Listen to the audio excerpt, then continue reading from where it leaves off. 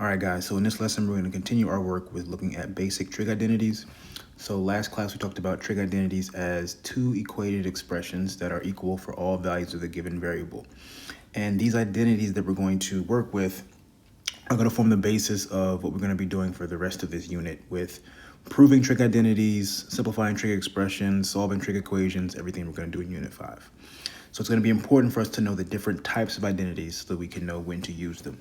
So the first type we're going to look at are the reciprocal identities. And so if you remember, reciprocal means we just take some x value and just, write it as 1 over x, right? So all 6 of these trig functions can be written as reciprocals of some other trig functions. So we know that cosecant of theta is the reciprocal of sine, which means that sine would be the reciprocal of cosecant. And then secant is the reciprocal of cosine.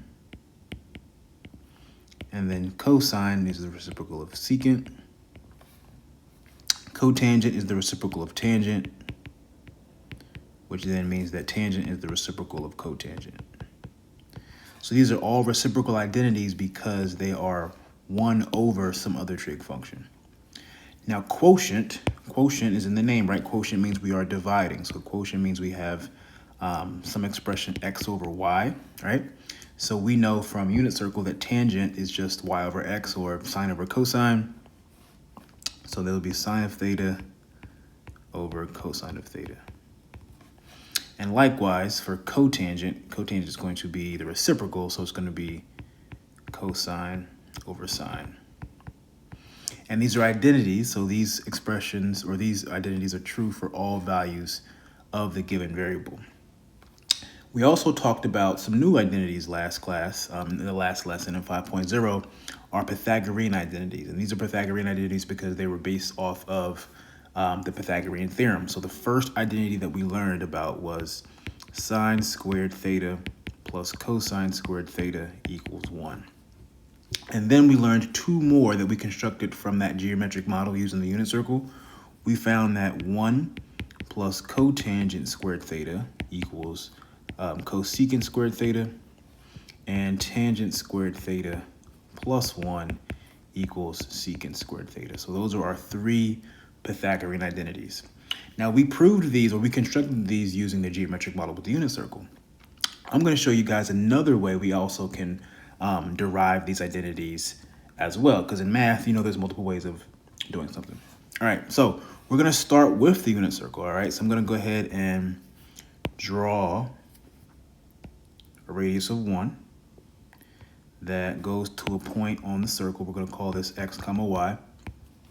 And we know that x comma y corresponds to cosine of theta comma sine of theta, where theta is some angle that rotates from the x-axis.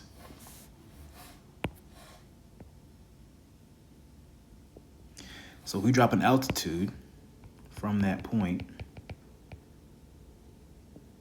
we know that the height of that altitude is just the sine of the angle, and the base of the triangle is just the cosine of the angle. We know that already. Now, consider the fact that we know that the unit circle is a circle with radius 1.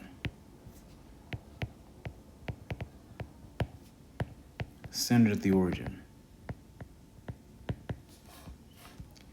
So from geometry, we know that a circle centered at the origin of radius r has the form x squared plus y squared equals r squared, where r is the radius.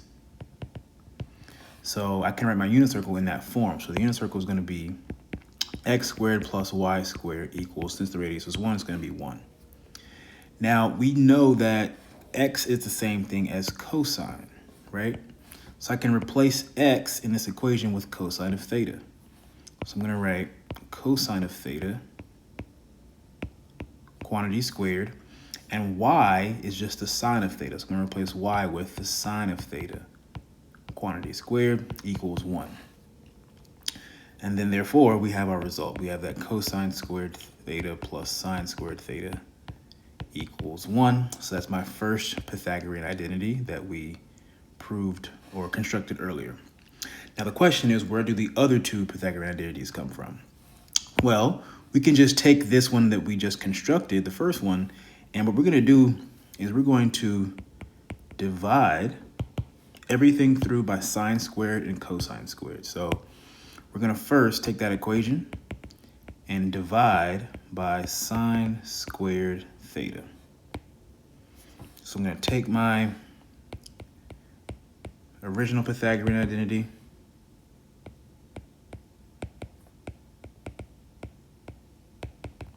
and divide everything through by sine squared theta.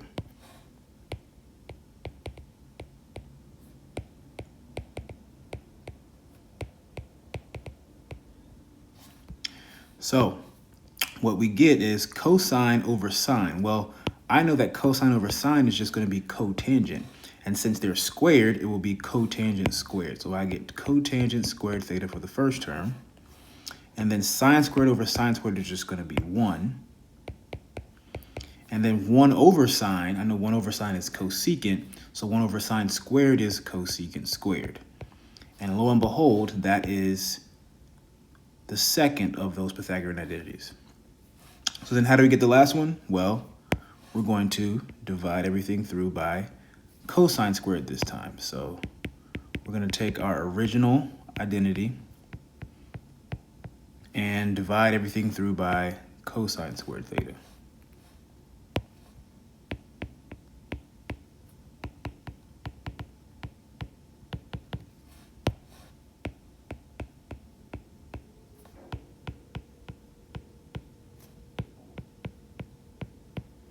So as we can see, cosine squared divided by cosine squared is going to be 1. Sine squared over cosine squared is going to reduce to tangent squared, because sine over cosine is tangent.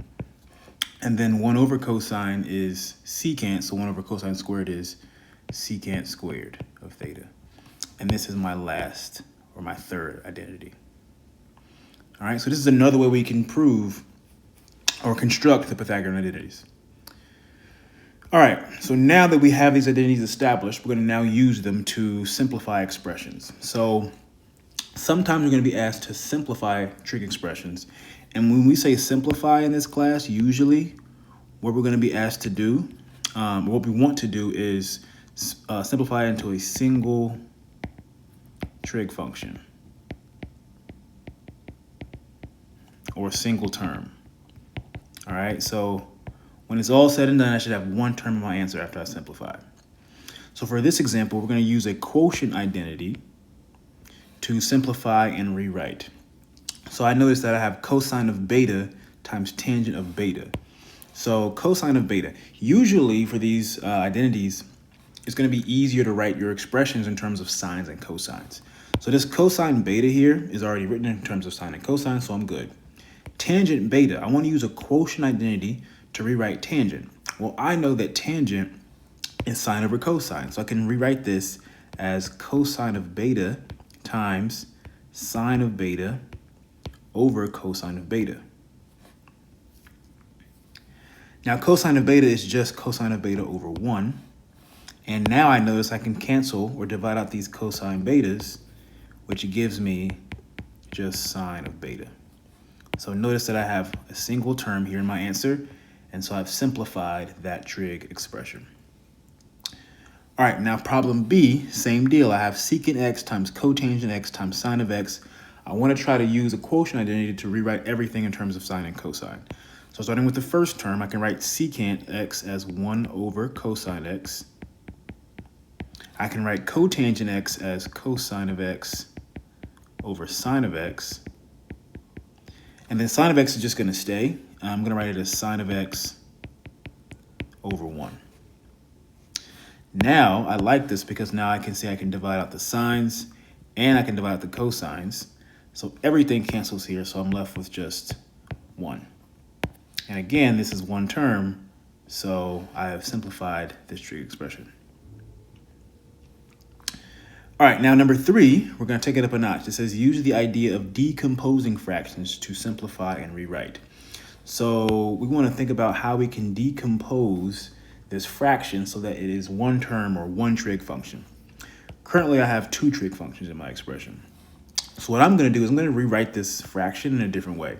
I'm going to write this as cosecant of theta times 1 over sine. So I'm going to write this as cosecant theta times 1 over sine theta.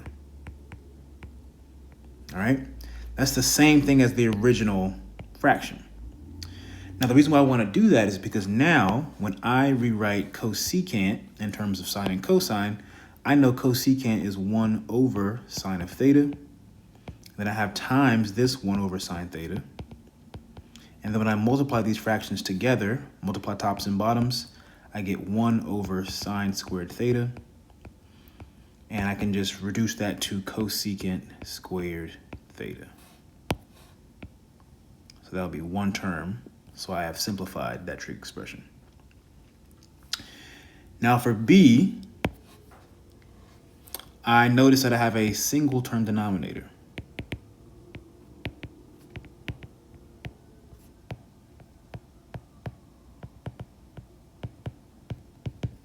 All right, and so when we have a single term denominator, we can break up our fraction, right? Because we know that a plus b over c equals a over c plus b over c. So this is going to be equal to sine of x over cosecant x minus cosecant x over cosecant x. Okay? All right, now I'm going to rewrite or simplify each term. So for this first term, sine x over cosecant x, I can do the same sort of decomposition that I did in A. So I'm going to rewrite this as sine of x times 1 over cosecant of x, and then minus cosecant x over cosecant x, which, in fact, I'm going to actually make my life a little easier. I know that that's just going to be 1, so I'm going to go ahead and just simplify that to 1. All right, now I know 1 over cosecant x is a reciprocal identity. What trig function is the reciprocal of cosecant? Well, I know it's just sine, right? So I can write this as sine of x times 1 over cosecant is just going to be sine of x. And then I have my minus 1. Now I can multiply, so I get sine squared x minus 1. And I still don't have it as one term, though. Now, notice that sine of x squared, or sine squared x, is an identity, or it comes from an identity, right? So we know that sine squared x plus cosine squared x equals 1. So if I isolate for sine squared x, I can move that cosine squared over to the right, and I'll get sine squared x equals 1 minus cosine squared x. So I can use that to rewrite my sine squared x. So I'm going to write that as now 1 minus cosine squared x. Let me change colors. 1 minus cosine squared x, and then I have minus 1. And then notice that I have these 1s that I can add out to 0. So I'm left with just negative cosine squared x. And lo and behold, there is my single term.